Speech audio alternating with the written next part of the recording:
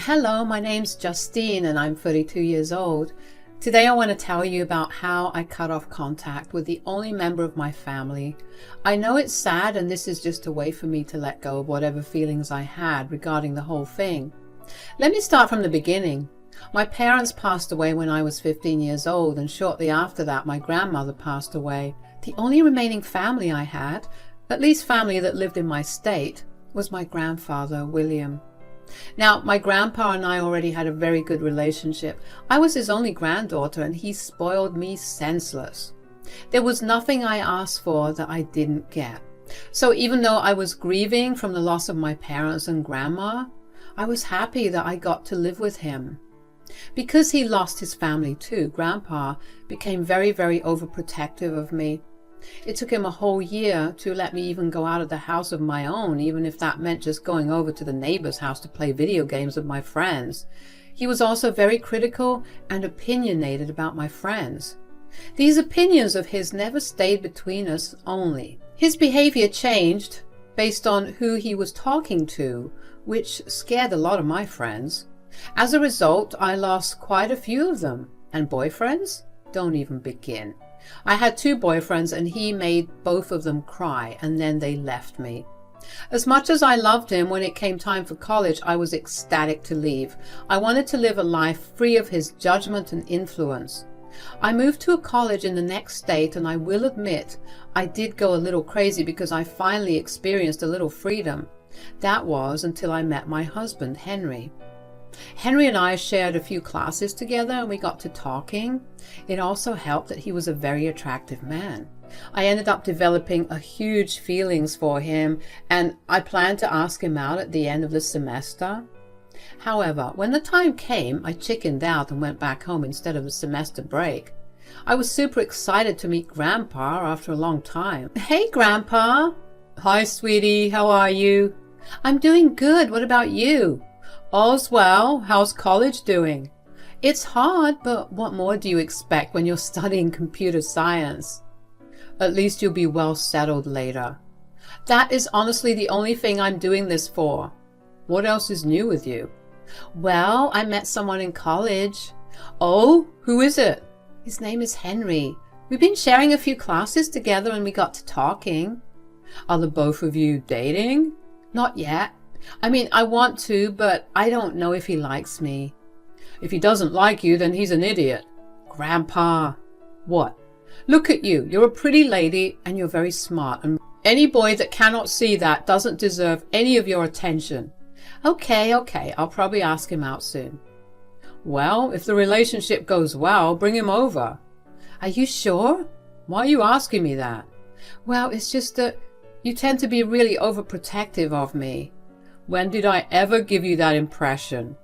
You have to be joking right now, right? The last time I had a boyfriend and I brought him over, you made him cry with all your snide remarks. He told every guy in my high school, and that's why I never had a relationship after him. In my defense, he wasn't the best guy for you. You didn't even know him enough to make that judgment. Fine. If you think that I'll be too judgy, why don't you bring your soon-to-be boyfriend over and see just how open-minded and accepting I am? All right, but if there's even a hint of meanness from your side, I'll leave, and you'll never meet him or any other boyfriends if I have any. Okay. Now, how about we eat lunch? Meeting Grandpa was great and all, but even though I promised him that I'd introduce him to Henry, I knew that it would be a while before I actually did that. I not only needed to get into a relationship with Henry, but I also had to make sure that Henry and I were compatible enough for me to even bring him home. Besides, if there was one thing that I did learn from my past relationships, it was to never bring a boyfriend home until you've been with him for at least 6 to 7 months. When I returned back to college, Henry surprised me by asking me out, and I was overjoyed. We began dating after that, and things were going pretty well. I would frequently go back home whenever I could, just to make sure that Grandpa was doing okay. Every time that I did go home, Grandpa would ask me when I was bringing Henry over. I would always make up some excuse as to why I didn't bring Henry over. Grandpa must have known that these were excuses, but he never forced me to bring Henry over. But I did make sure to tell Grandpa about all the good things about Henry. I told him over and over again that Henry made me happy. I knew that I needed to be strategic about how I would introduce Henry. If I wanted Grandpa to like Henry, I needed to create a good impression of him first. Grandpa began to care less and less about Henry, which was honestly a relief considering that meant that I didn't have to speak too much about him. I managed to keep that jig up until in my junior year I decided that it was time for my grandpa to meet Henry. I only made that decision because I knew that Henry was going to be the one for me and I wanted Grandpa to meet him. Henry was very nervous about meeting Grandpa, and that was very understandable. I tried my best to calm him down while also constantly reminding Grandpa about his promise to be nice to Henry. Grandpa assured me that he would be nice, and I believed him, like a fool. Anyways, when we got to Grandpa's place, Grandpa greeted us warmly. "Welcome, welcome. It's nice to see you both." "Hi, Grandpa. This is Henry, my boyfriend." "Hi, Henry. I'm William. It's a pleasure to meet you." "Hello. Justine has told me a lot about you. I promise you I only have her best interests at heart." "You better.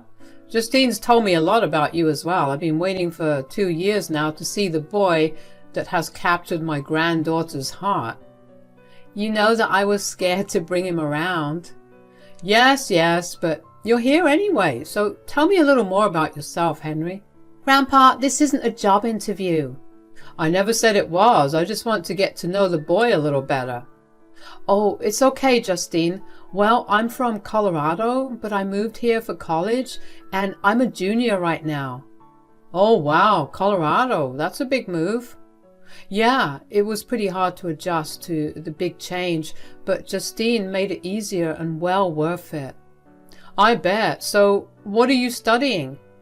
"I'm majoring in ceramics and sculptures and minoring in literature." "Huh, I see. Is there a problem?"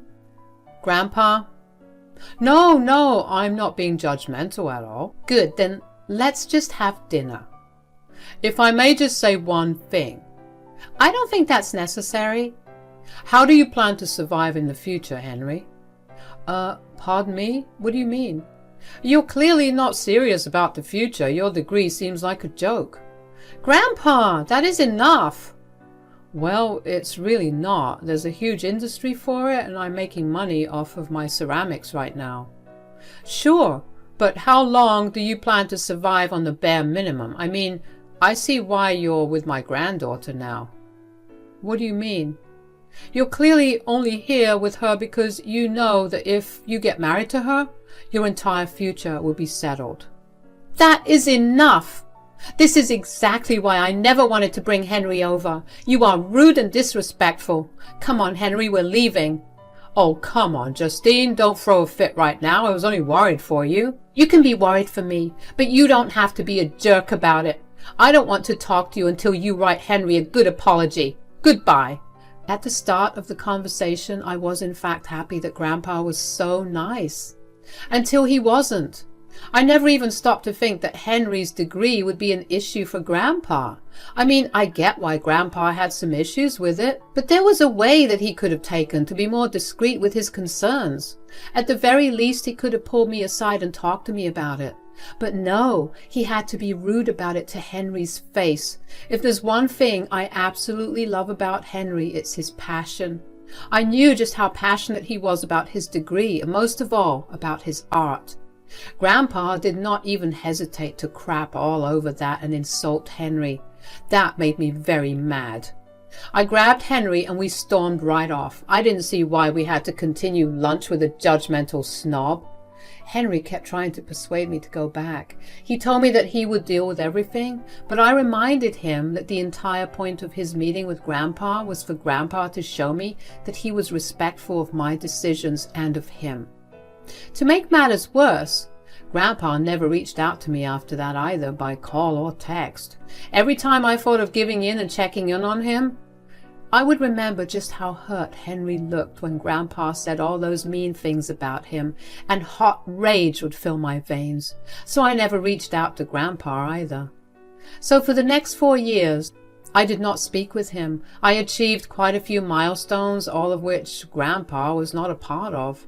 Of course, it hurt me deeply, but I was adamant about not being the first one to cave. In my mind, if I caved, then I'd set a precedent for Grandpa that he could insult Henry all he wanted, and then I'd still talk to him. That was not what I was going to allow. Finally, one summer morning, Grandpa called me. "Hi, sweetie." "Hello, Grandpa. It's been quite a few years since we last spoke properly." "Well, you refused to apologize, so I saw no reason to speak to you." "You're right. I was just being stubborn. I thought I was looking out for you, but I guess I was just hurting you and not considering your feelings." "Wow. I did not expect you to actually apologize." "It was way overdue. Besides, it's stupid to jeopardize my relationship with my only granddaughter because of my prejudice." "I'm glad that you're making up for it. I'm grateful that you found it in your heart to repair our relationship." "Of course. So tell me what's been new with you." "Oh, nothing really. I graduated and got a pretty good job. I'm living pretty comfortably." "Oh, that's great to hear. What about your dating life?" "Are you sure you want to open this can of worms after we just started talking?" "Oh, come on. I'm a new and improved man right now." "Fine. I'm still with Henry, and we're doing great." "Huh? You're still with him?" "Well, yes. He makes me happy. I love him." "And what is he doing career-wise?" "He's working for this small business that makes these intricate and expensive ceramics. He's doing pretty well." "Oh, well, as long as you're happy, I guess." "I can sense that you have things to say, but I'm glad that you aren't saying them." "Well, look, I don't want us to fight anymore, and as long as he isn't being a financial burden on you, you're free to do whatever you want." "He's definitely contributing equally to all household expenses." "Are you staying with him?" "Yeah, we found this beautiful apartment after we graduated, and we've been living together ever since." "You got a new place? That's great, sweetie." "Yeah.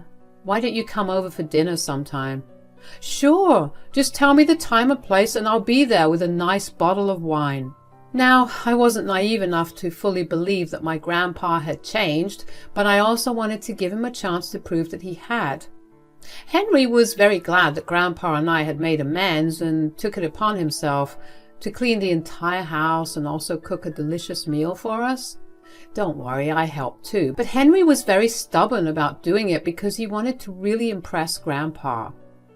We were set to meet him a week after our call. I was very, very nervous about Grandpa coming over, but I kept reminding myself that 4 years ago I was a different person. So that meant that even Grandpa was a different person. He was very capable of having a change of heart. In that week that we waited for Grandpa's visit, Henry ended up taking me on a date to this lovely French restaurant where he proposed to me. He had been planning the proposal for months and even made a reservation at the restaurant months in advance. It just so happened to fall that week. I was over the moon with joy, and I hoped that Grandpa would be happy for me too. When it came time to meet Grandpa, I found myself tearing up when I saw him. I really did miss him, and the first thing I did was give him a big hug. "Hello, William. Welcome to our humble abode." "Ah, this is a nice and cozy place." Yes, but aside from our nice home, we also have some bigger news for you." "Please don't tell me you're pregnant. You're way too young for that." "No, it's not that, but—" "Henry proposed." "What?" "Yeah, I was seriously worried that she was going to say no." "She didn't?" "Of course not, Grandpa. I said yes. We're officially engaged." "Why?" "Excuse me?" "Justine, you know how I feel about this man." "I thought we were good." "Only for show. I just hoped that the two of you would break up soon." "What even is your problem?" "My problem is that you're with a man who barely has a career. He's literally doing something that children do. You can't possibly think that you'll be able to live and survive with this." Why are you only looking at that aspect? Besides, didn't I tell you that he's been contributing equally to the household expenses? For all I know, you could be lying. I don't trust that someone who makes clay bowls makes around the same amount as a computer engineer. I'm not lying. And even if I was, why is it any of your business? I'm happy. Is that not enough for you? It would be enough, but you're clearly not thinking straight. You know that I'm only looking out for you. You aren't looking out for me. You're being rude and disrespectful. All you're doing is looking out for yourself. You don't really care about me. You're worried about that me marrying Henry would ruin your image. You can believe what you want to, but you are not marrying him. And what if I will marry him? If you marry him, you will no longer be my granddaughter. Wow. Is that all it takes for you to disown your family? Family listens to each other. You are clearly not family enough, so I have no problem letting you go. Great.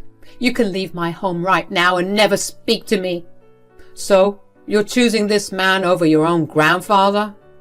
Family doesn't give ultimatums. They're supportive of each other. That is something you clearly can't do, so I have no problem letting you go either. Goodbye now. I couldn't believe that Grandpa was willing to disown me over his opinion about who I should marry. Whatever anger I had let go of to make amends with him came back with twice the power. I kicked Grandpa out after that and had a good long cry. I just could not understand why he was being such a jerk. Did he really not see how well we were living and how happy I was? Did all he care about was him being listened to? Once again, I completely understood where his concern stemmed from, but there was no need for him to be crass about it. Henry was also very hurt at the way that Grandpa viewed him.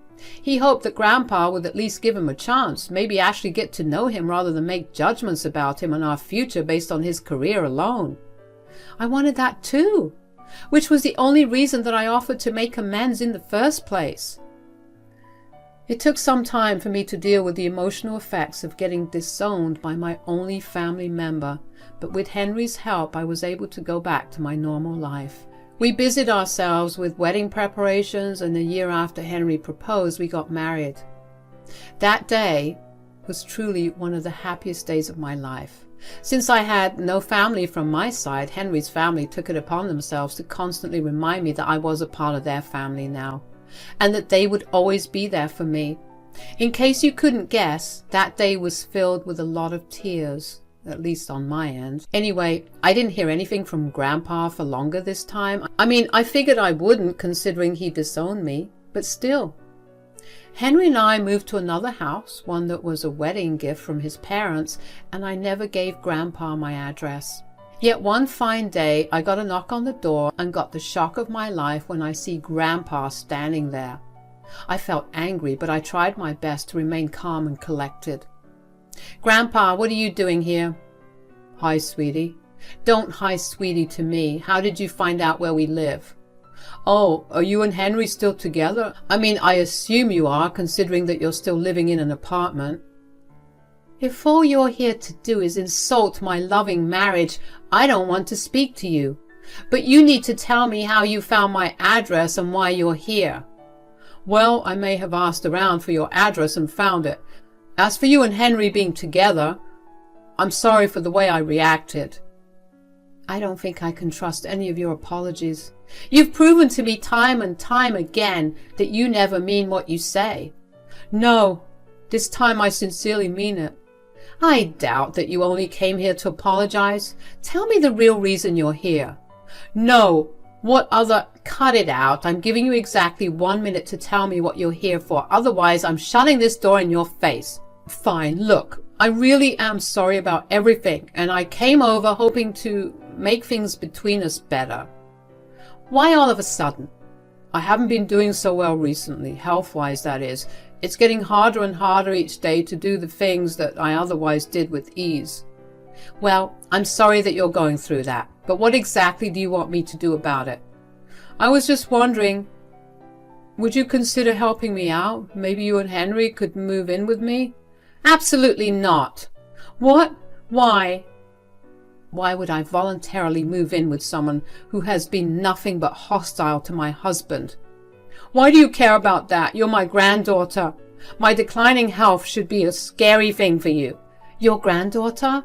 Last time I checked, I'm not your granddaughter anymore. You can't be serious. I am. You disowned me over something so arbitrary. You didn't care about me or the fact that you missed the two biggest milestones of my life all because of your ego. I see no reason to help you out when you've been disrespectful towards me at all times. I only cared for you. You can't tell me that my concerns were stupid. I have no issues with the fact that you had your concerns. In fact, I think you had some very valid concerns. But what I did not like was how disrespectful you were about it. I wish you nothing but the best for the future. But who helped me out? I don't know. Ask your family. Bye. A part of me did feel bad for turning Grandpa away, but I knew that letting him in would only cause a lot more trouble. I had given him chance after chance to make up for his judgmental behavior, but he has proved to me over and over again that he was never going to change. The very fact that he was okay not being in contact with me for 5 years, all because of his beliefs, told me that he was not ever ready to apologize. He only wanted to right his wrong because he needed help. He showed absolutely no change, and I saw no reason in helping a man who was so hell-bent on sticking to what he believed was right. More importantly, he was willing to disrespect and belittle the only other person I considered to be my family. I don't really know what happened to Grandpa after that. He never contacted me again, although I did get a lot of messages from Grandpa's sister's family, calling me a bad person for not helping him. Of course, I told him that they were more than free to take over my responsibility of taking care of him. None of them responded to me again. I was fine with that. As for Henry and I, we're doing great. It wasn't easy for us to get over the guilt of abandoning Grandpa, but we did. We've been making a lot more plans for our future, including having children. It's been a few months since I last saw Grandpa, and I was honestly prepared to make amends as long as he reached out first, but he never did. I'm carrying on with my life right now, and things are going well. There's nothing to do but move forward and look forward to all the many wonderful things that life has in store for me.